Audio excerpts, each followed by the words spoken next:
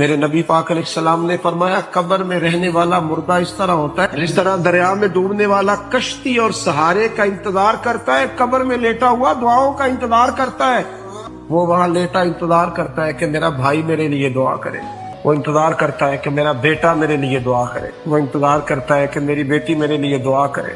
دعا وہ قیمتی تحفہ ہے جس وقت قبروں میں جانے والے بھی انتظار کر رہے ہیں۔ کوئی دعا کرے، کوئی دوست دعا کر دے۔ اگر کسی کے بچے لیٹے ہیں تو وہ ماں باپ کی دعاؤں کے منتظر ہیں، دوست لیٹے ہیں تو دوستوں کی دعاؤں کے منتظر ہیں۔ اور میرے نبی کریم علیہ السلام نے فرمایا جب تم دعا کرتے ہو اس طرح دریا میں ڈوبنے والے کے ہاتھ سہارا آئے تو اسے خوشی ہوتی ہے، قبر والے کے پاس دعا پہنچتی ہے تو اسے خوشی ہوتی ہے، ان کے لیے دعائیں کریں۔ میرے نبی پاک علیہ السلام نے فرمایا میری امت قبروں میں گناہگار جائے گی، نکلے گی تو نیکوکار